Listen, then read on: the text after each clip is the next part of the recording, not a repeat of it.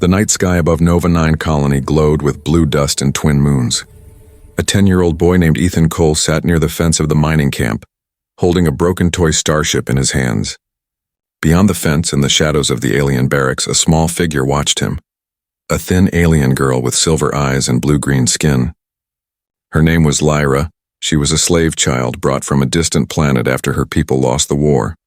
Humans treated her kind like tools, cleaners, miners, servants. But Ethan never looked at her like that. "Do you like spaceships?" Ethan asked through the fence. Lyra's voice was soft, almost afraid. "I am not allowed to talk to humans." Ethan smiled. "Then let's pretend I'm not one. I'm a star pilot and you're my co-pilot." For the first time, Lyra smiled back. That was the start. Days passed. They met secretly every night near the fence. Ethan would bring small things, a warm blanket, a light cube, a piece of fruit. Lyra told him about her world, tall glass forests and silver rivers before humans came. They were just children, but they shared a strange friendship born from loneliness. One night, when the mining camp slept under electric stars, Lyra whispered, "When I grow up, I want to be free." Ethan looked at her, his eyes filled with quiet fire. "Then I'll help you. When we grow up, I'll marry you and no one will ever hurt you again." Lyra blinked, unsure if she understood that human word. Marry. "Promise?" she asked. "Promise," he said, touching his hand to hers through the cold metal fence. That was the night the sky burned. Sirens screamed. The aliens tried to escape. The soldiers came with fire rifles. Ethan's father, a strict officer, dragged him away from the fence. "Stay back, Ethan. They're rebelling." Ethan shouted her name again and again. "Lyra!" Lyra. But all he saw was smoke and blue fire. When morning came, the alien barracks were empty. Lyra was gone. He searched for her for years, but the world moved on. The war ended. The colonies expanded. People forgot. But Ethan never did. 15 years later, the galaxy had changed. Ethan was now a grown man, a space engineer working for the Earth Alliance fleet. He was calm, intelligent, but something cold lived behind his eyes. Every time he looked at the stars, he remembered the girl with silver eyes. Then one day, a transport ship arrived at the base, carrying alien diplomats for peace talks. The soldiers whispered about one of them, a tall alien woman, elegant and mysterious, who spoke perfect English and wore a crystal mark on her neck. Ethan looked up from his work as the ship landed. When the ramp opened, he froze. It was her. Lyra, older, stronger, no longer a slave but something more. She walked like someone who had learned power in silence. When their eyes met across the landing deck, time stopped. Her gaze was calm, but behind it pain flickered like lightning. That night, he found her alone near the observation deck. The stars reflected in her silver eyes. "You remember me?" Ethan said quietly. "I remember everything," Lyra answered. Her voice was soft but carried years of distance. "The fence. The promise. The fire." He took a slow breath. "I tried to find you." "I know," she said. "But you were a child and I was property." Silence filled the air between them, heavy and sharp. Then Lyra added, "I came back, Ethan, but not for love." He looked at her, confused. "Then why?" Lyra stepped closer. The light glowed on her skin, and for a second he saw a mark, a glowing symbol that was not human. "Because," she whispered, "your people destroyed my world, and I'm here to finish what they started." Her eyes glowed bright silver, brighter than the twin moons above. The space station Orion 7 floated above the red planet like a silent metal moon. Thousands of humans worked there, scientists, soldiers, engineers, all busy building weapons for a war that was supposed to be over. Ethan Cole walked through the cold corridors, his thoughts storming inside. The image of Lyra, the alien girl from his childhood ball, would not leave his mind. She had returned, but not as a friend, not as the girl he promised to marry. Now she was part of the Galactic Unity delegation, sent to make peace between humans and her kind. But her last words echoed in his head like thunder. "I came back, not for love." That night, Ethan couldn't sleep. The stars outside his window looked sharp and strange, like eyes watching. He turned on his holoscreen and searched the visitor logs. Name: Lyra Tikor, origin, Planet Mirian status, diplomatic envoy access level, restricted. He frowned. Why would a peace envoy have restricted access? Only spies or high-security agents got that clearance. The next morning he saw her again, walking down the corridor with a group of human officers. She wore a long silver cloak, her expression calm, unreadable. Ethan followed them silently until she stopped near a sealed door marked Lab 42, the restricted weapons lab. A red light flashed as her crystal pendant blinked in sync with the security panel. The door opened for her. Ethan's breath caught. How does she have access here? He slipped behind some crates, waiting until the door closed. His mind raced. If Lyra was working with the Unity Council, why was she entering a weapons lab on a peace mission? That night, he decided to find out. Using his engineer's ID, Ethan hacked into the maintenance grid. The system showed secret energy signals coming from LAB 42, readings too strong for normal testing. The data was encrypted, but one line glowed bright red. Project Nova, Phase 1 activation, 0400 hours. He checked the clock. That was in 1 hour. He rushed to the lower deck. The corridors were quiet, filled only with the hum of engines. When he reached the lab, the door was locked by an alien code, glowing blue symbols twisting like living light. Then a voice came from behind him. You shouldn't be here, Ethan. He turned. Lyra stood there calm, her silver eyes reflecting the cold light. Tell me the truth, he said. What is Project Nova? She didn't answer. She just looked at him, sad but unbroken. You wouldn't understand. You're human. Then help me understand, he shouted. You said you came for peace, but you're lying. What are you planning? Lyra stepped closer. Do you remember what your people did to my world? Ethan's jaw tightened. That wasn't me. That was the war. Wars don't destroy planets, she whispered. People do. She touched her pendant and the door behind her slid open. Inside the lab, glowing orbs floated in glass chambers. The air shimmered with power. Ethan's heart pounded. What is this? He asked quietly. Lyra's voice was steady. This is Project Nova, a fusion of human tech and Mirian energy. It can change everything. Power cities forever. Or burn planets in seconds. Ethan stared at her. And you're activating it? She nodded. The humans plan to use it as a weapon. I plan to make sure they never can. He stepped forward. You'll destroy the station. Her voice broke slightly. Maybe, but sometimes peace needs fire. For a moment, neither spoke. The hum of energy filled the silence like a heartbeat. Ethan looked into her eyes and saw the same girl from years ago standing by a fence dreaming of freedom. Lyra, he said softly, you don't have to do this. There's another way. Her lips trembled. You once promised to protect me. Now protect what I believe in. Before he could answer, alarms exploded across the deck. Red lights flashed everywhere. Security bots swarmed the corridor. Lyra turned to him. It's too late. She ran inside the lab, pressing her hands to the main console. The orbs began to spin faster, light bursting like stars. Ethan grabbed her arm. Lyra, stop! Her eyes glowed pure silver. Goodbye, Ethan. A shockwave burst out and throwing him across the room. The light swallowed everything. When Ethan opened his eyes, the lab was gone. Just ashes and smoke. The alarms had stopped. The station floated in silence, but Lyra was nowhere to be seen. Only her broken crystal pendant lay on the floor, still glowing faintly. He picked it up, whispering, What have you done? Outside the window, the stars flickered strangely, as if something huge was awakening in the dark. When Ethan opened his eyes, the world was burning in silence.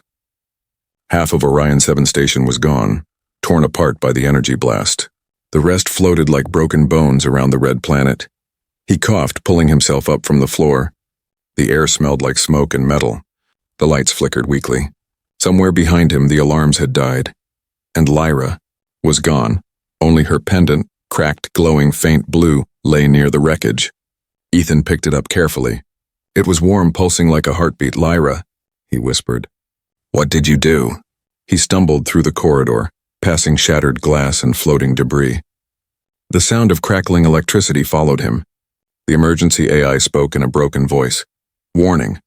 System integrity 27%. Life support critical. Evacuate immediately. But Ethan didn't move toward the escape pods. His mind burned with one thought. Find the truth. He reached the main console and plugged in his ID chip. The screen blinked, showing the last recorded event before the explosion. Project Nova, Phase 2 activated. Signal broadcast, success. Signal? What signal? He zoomed in on the data, coordinates, wave patterns, encrypted codes. Then he saw it. The signal wasn't sent to Earth, it was sent beyond human space, kind toward the dark side of the Mirian Nebula. Lyra, he breathed. You didn't destroy the weapon. You called something. Outside the shattered window, stars burned quietly and except one. A red pulse blinked deep within the nebula, slow and steady like a distant heart coming alive. Ethan's stomach turned cold. The awakening signal, that's what the codename meant. Lyra hadn't ended the war. She had restarted it. Hours later, a rescue ship arrived, the Solaris. They found Ethan barely conscious among the ruins. Captain Mara Voss, a woman with sharp eyes and a scar across her cheek, led the search. Cole, what happened here? She demanded. Ethan could barely speak. It wasn't an accident. The alien envoy. She triggered something. Lyra Tikor? He nodded weakly. Captain Voss frowned. Then she succeeded? We just picked up strange readings from the Mirian sector. Something massive is waking up. Back aboard the Solaris, Ethan sat in the med bay staring at Lyra's pendant on the table. It still pulsed with light, soft and rhythmic. He replayed her last words in his head. Sometimes peace needs fire. But was this peace? Or revenge? He closed his eyes, remembering the little girl behind the fence. Her soft voice, her laughter. Could that same heart really summon destruction? The ship suddenly shook. The alarms wailed again. Captain to bridge, a voice shouted. We've got a new contact and approaching fast. Ethan rushed to the control room. On the main screen, a shape appeared between the stars, huge, dark, and alive. It wasn't a ship. It was something older. Something built before humans ever reached space. What is that? Someone whispered. A technician read the sensors. No known design. Energy readings are off the charts. It's responding to the Nova signal. Then over the speakers, a faint voice, almost like an echo, and filled the room. This world took our children. Now the stars will take it back. The crew froze. Ethan's blood ran cold. That voice. It was Lyra. She's alive, he whispered. She's controlling it. Captain Voss glared at him. Then you'd better tell me how to stop her, Cole, before that thing reaches Earth. Ethan looked at the pendant again. The light inside it beat faster, as if answering. He touched it, and in an instant a vision flashed through his mind. He saw Lyra standing inside the alien construct, surrounded by blue fire, her hands glowing. Around her, energy spiraled like storms. She was connected to it, mind, body, soul. Ethan, her voice whispered inside his head. Don't come after me. This is bigger than us, he gasped and dropped the pendant. It hit the floor, flashing once, then went dark. Captain Voss stepped closer. Cole, what did you see? He looked up slowly. She's not trying to destroy humanity. She's trying to wake something ancient, something her people buried long ago. Why? I don't know, he said quietly. But if she loses control, the galaxy won't survive it. Outside the window, the massive alien construct turned, its glowing core opening like an eye staring at them. The ship's sensors screamed in panic, brace for impact. Someone yelled. The screen went white. The explosion never came.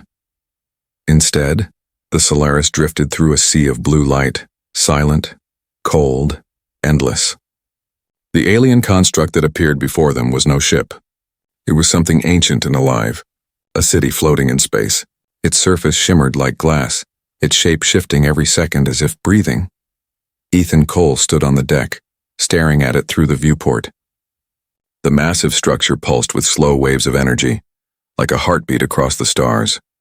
Captain Voss gave the order. Hold position. Scan everything, but no scanner worked. No signal passed through. The thing was blocking all systems. It's like it's alive, whispered one of the crew. Ethan said nothing, his hands clenched around Lyra's cracked pendant. It was glowing again, faintly wax, as if reacting to the alien city. Hours passed. No one slept. The crew moved like ghosts inside the dim corridors, whispering about omens and old legends. Ethan sat alone in the observation bay, watching the silent monster outside. His thoughts were a storm. Lyra was alive. She had sent the awakening signal. And now this ancient Mirian structure had answered. He remembered her words. Sometimes peace needs fire, but what if the fire she called was beyond her control? Suddenly, the pendant in his hand flared bright. The air around him rippled and a soft voice echoed in his head. Ethan, you shouldn't have followed me. He turned, but no one was there. Lyra? He whispered. I can't talk for long. The construct reads energy. It knows you're here. Her voice was inside his mind, clear and trembling. Where are you? He asked. Inside it. The Mirion core? It's waking up. My ancestors built it long before the war. It was meant to protect us. But humans turned it into a weapon. Ethan's heart sank. You're going to use it against Earth? No, she said softly. I'm trying to stop it. But it's too old. Too powerful. It doesn't understand mercy anymore. The connection flickered. Lyra listened to me. But she was gone. The pendant went dark again. He ran to the bridge. Captain, she's alive and she's inside that thing. It's not attacking us because it's reading her signal. Voss looked at him sharply. And how exactly do you know that? Ethan hesitated. Because she spoke to me. The crew exchanged worried looks.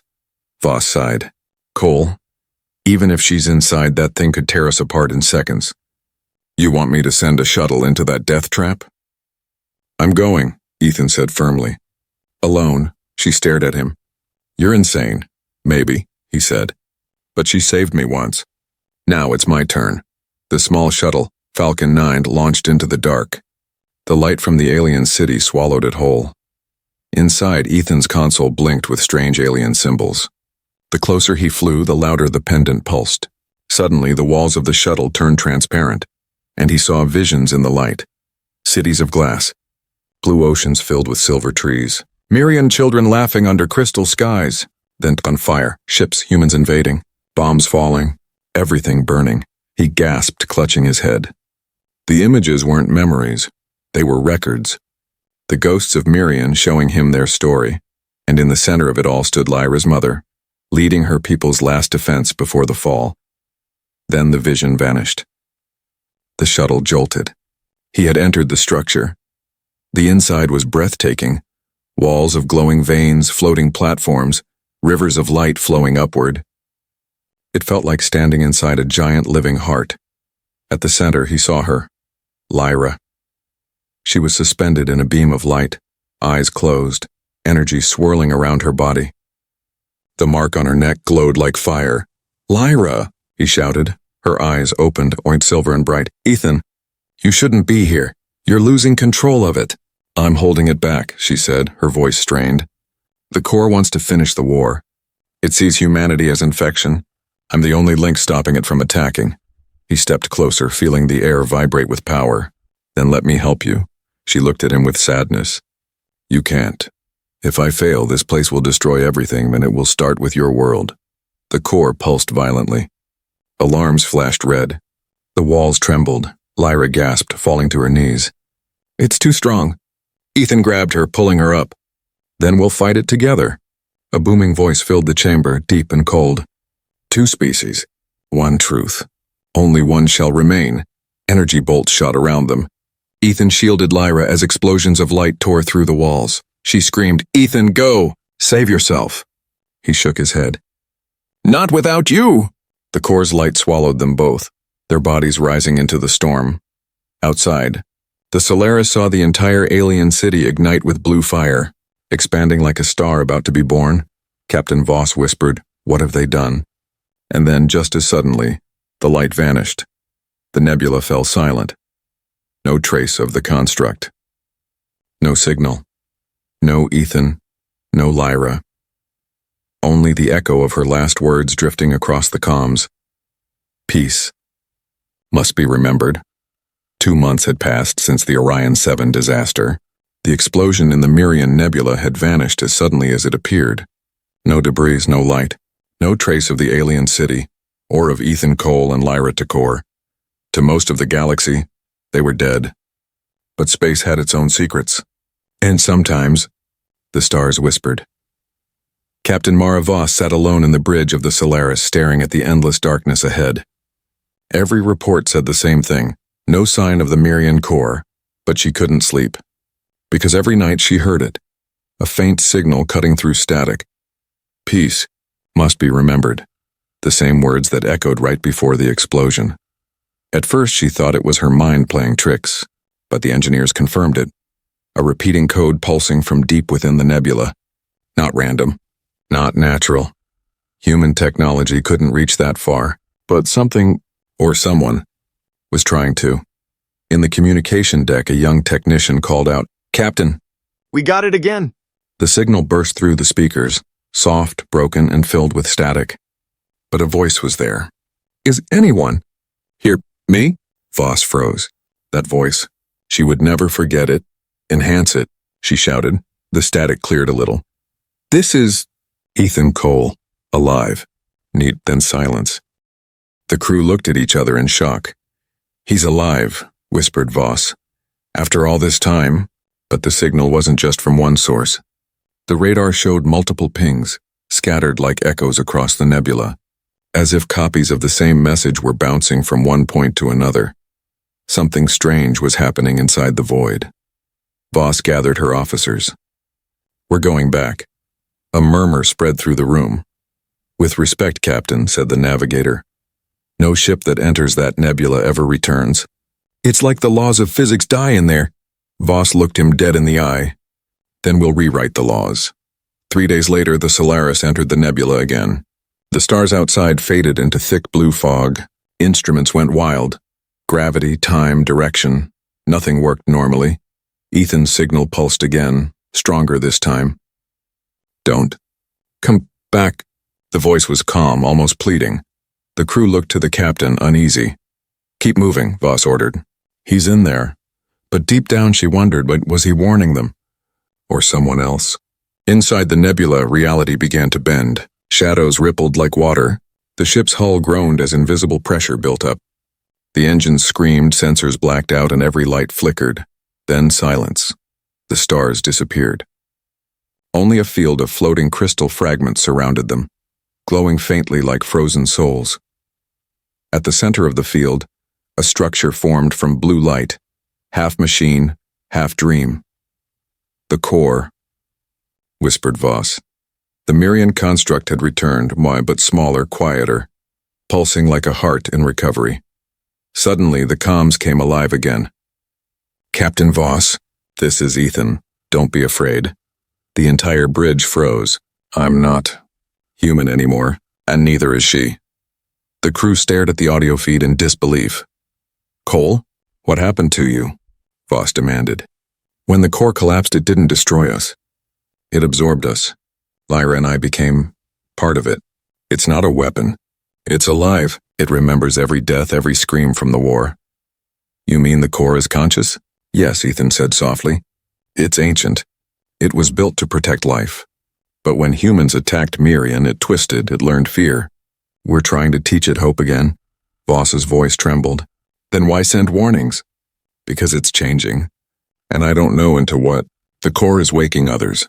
Mirian isn't the only one. There are more across the stars." "Other cores?" "Yes, the ghosts of the old worlds. And if they wake angry, no one will survive." The signal flickered violently. "Captain, if you still believe in peace, remember our story." "Ethan, wait!" Static swallowed his voice. The light outside dimmed. The core began to fade, its glow dispersing into the fog. Then a new voice replaced Ethan's, deeper, layered, ancient. "You cannot save what you built on ashes." The entire ship shook. The nebula roared like a living storm. "Get us out!" Voss shouted. Engines flared. The Solaris turned, fighting gravity that pulled in every direction. The ship barely escaped before the blue light collapsed into darkness again. Back at base, the logs confirmed what they'd heard. Ethan's voice, the core's words, the warnings, but no one believed them. The officials erased the file, calling it radio interference. Only Captain Voss knew better. She looked up at the stars, whispering to herself, "He's still out there. And he's not alone." Then faintly through her headset, just a whisper of static. "Captain, we found peace." And the signal ended. The galaxy was changing. It started with whispers, soft pulses of light seen across empty space. At first, scientists thought they were comets or dying stars. But soon the signals formed patterns, rhythms, words. Every language translated differently, but the meaning was the same. We remember. On Earth, people looked to the skies with fear. The government tried to silence the news, but fragments of the transmissions leaked. The old Mirian legend, the sleeping guardians of the stars, spread again. Captain Mara Voss stood inside the command hall of Lunar Base 1, watching holographic maps of the galaxy. One by one, red dots turned blue, ancient core structures activating far beyond human reach. She whispered, "Ethan, you were right." Each core pulsed once as if hearing her. Meanwhile, far beyond human space, inside the quiet blue fog of the Mirian Nebula, a shape began to form. It was neither man nor machine. It was Ethan Cole. He opened his eyes slowly, feeling energy flow through what used to be his veins. His body was made of light and matter now, human mind, Mirian core. He looked around. Lyra stood beside him, radiant and calm, her eyes glowing with silver fire. "You came back," she said softly. "I never left," he replied. "But what are we now?" Lyra smiled faintly. "We are echoes made real. Half human, half core. We're what both species tried to destroy." The chamber around them pulsed with living color. The Mirian core spoke to them in deep, melodic tones. "Two hearts, one purpose. The balance must be restored," Ethan frowned. "Balance? You mean peace?" "No, truth." 1,000 images flooded his mind. Planets burning, empires rising, species lost to greed and pride. The war between humans and Mirians had only been a spark. Long before them, other races had built their own cores, guardians of memory, before vanishing into dust. Now, those ancient minds were waking together. Lyra placed her hand on the glowing surface of the core. If they all awaken, they'll see humanity as a threat. They'll bring another war. Ethan shook his head. "Not if we reach them first." He turned toward the swirling lights that represented the other worlds. "We'll speak for both sides, human and Mirian. We'll stop what's coming." Lyra hesitated. "You still believe humans can change?" He looked at her gently. "I have to." For a long moment they stood together in silence, two souls born from different worlds, now bound by something greater than blood. Back on Lunar Base 1, Captain Voss prepared a small exploration fleet, the Phoenix expedition. Her mission? Locate the newly awakened cores and learn their intentions. But strange things were already happening. Ships that entered core sectors came back, different. Crews spoke of voices inside their heads showing them their past sins. Some went mad. Others claimed to see visions of light. Cities made of memory. And everywhere the same message appeared in alien code. Balance demands remembrance. Voss clenched her fists. This isn't just technology. It's judgment. In the nebula, Ethan and Lyra merged their minds with the core reaching across hyperspace. Streams of energy connected to distant worlds, glowing like veins of a living galaxy. They heard the voices of other cores waking. "We are the guardians of Zyros. We are the silent mind of Kara. We are the last son of Vorth." Each spoke with calm power. Ethan projected his thought. "We seek peace. Humanity can learn. Let us guide them." The voices replied as one.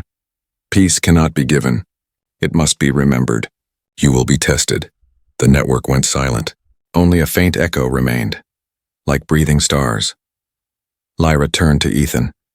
"They don't trust us." "Then we'll make them trust," he said. "We'll show them that both sides can change." But far away in the shadow of a dying star, another core flickered awake, unlike the others.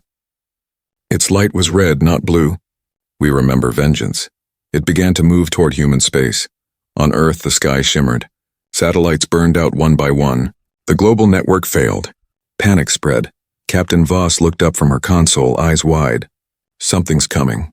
Not from the nebula, from the edge of the system.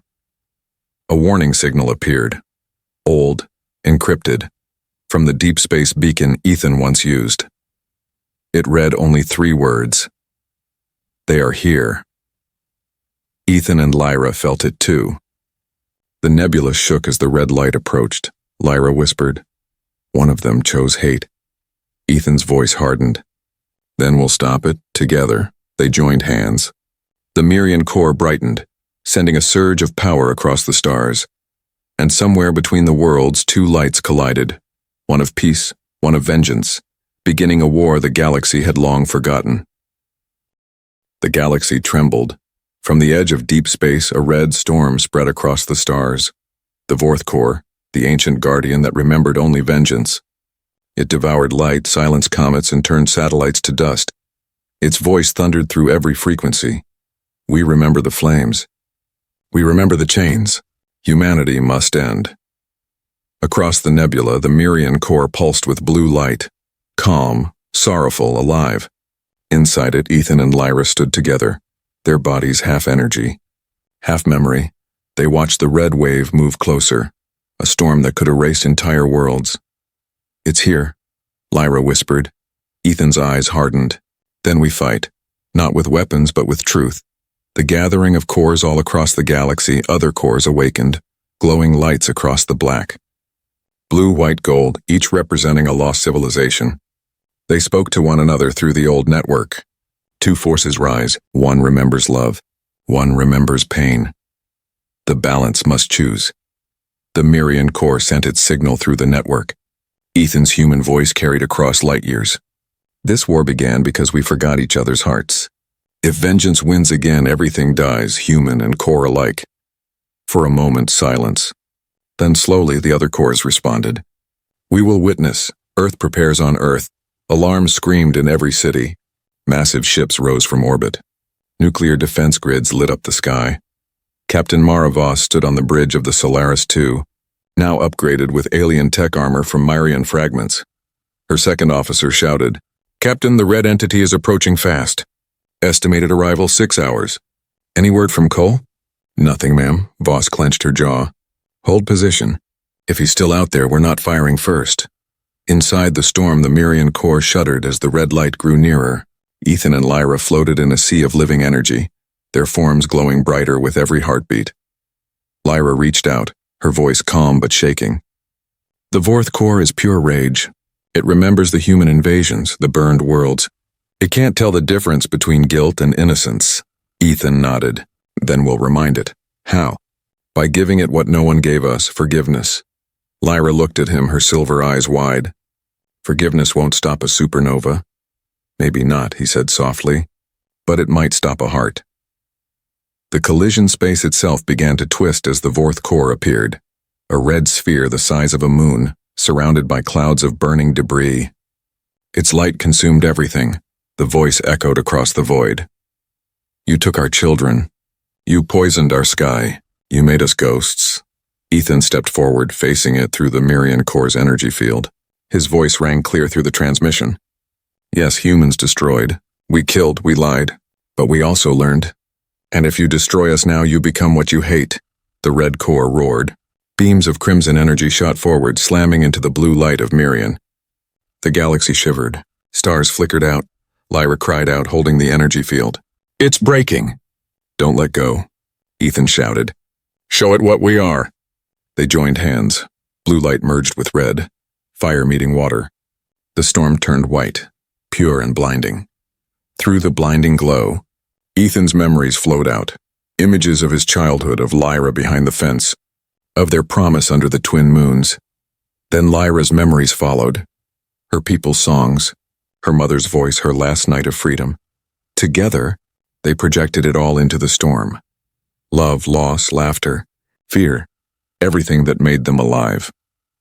The moment of truth, the Vorth core hesitated. Its red energy pulsed slower. The ancient voice cracked, confused. "What, is this pain?" Ethan whispered. "It's not pain. It's memory," Lyra added softly.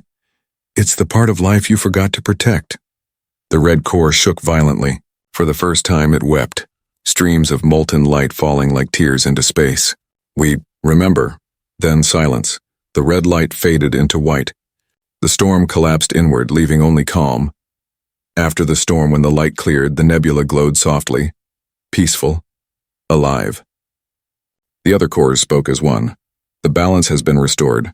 Memory lives." Captain Voss watched from afar. The scanners showed no sign of battle, only a new star forming where the cores once were. Her crew asked, "Did we win?" Voss smiled faintly. No, we finally remembered. The legacy years later, children on Earth learned a new story of a human boy and an alien girl who promised peace when they were young. Their names became legends, Ethan the Dreamer and Lyra the Light. Some said their souls became the twin stars now shining in the Mirian sky. One blue, one gold. Every 10 years, when those stars aligned, a faint signal could still be heard across the galaxy. Gentle, like a heartbeat.